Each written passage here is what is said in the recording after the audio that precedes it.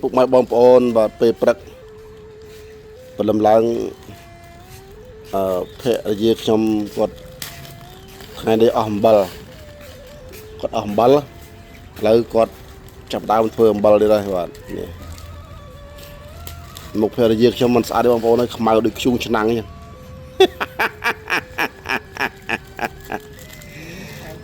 ខ្មៅគឺខ្មៅចុះតែចិត្តគាត់ល្អចិត្តស្អាតអញ្ចឹងបងប្អូនបាទព្រោះយើងយកគ្នាវាឲ្យមានរឿងសខ្មៅជាច្បាប់ធម្មជាតិអ្នកកំណត់ទេតែតាមបុណ្យកុសលរបស់គាត់ទេសន្សំមកគឺ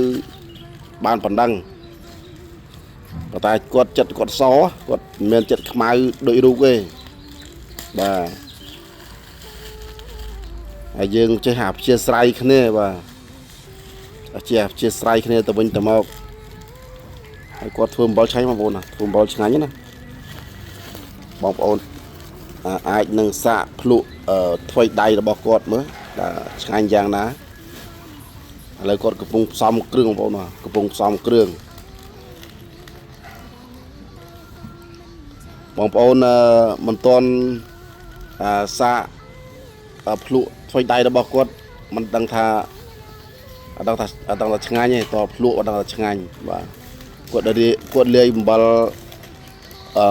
មួយចានដៃនេះគ្រប់មុខទាំងអស់មានបិលមានប៊ីចេងមានម្សៅស៊ុបអញ្ចឹងណាភាសាម្ទេសគាត់វាអត់សូវម៉ត់អញ្ចឹងគាត់កំពុងតលាយម្ទេសអានេះម្ទេសអត់សូវច្រើនទេមែនទេតែបន្តិចមួយទេបន្តិចមួយទេ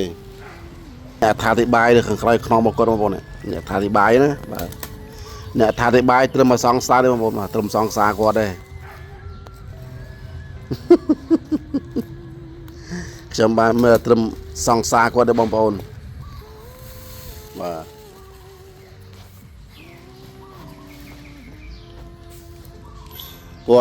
ពីព្រោះអាជីវកម្មយើងខ្វះណាមួយក៏បានបងប្អូនបាទវាត្រូវមានគ្រប់មុខទាំងអស់យ៉ាងធ្វើអស់ធ្វើបងប្អូនបាទនេះដើម្បីលក់ម្ជូរបន្តតធ្វើអំបិលជាមុនសិនណាដើមនេះគេណាបាទ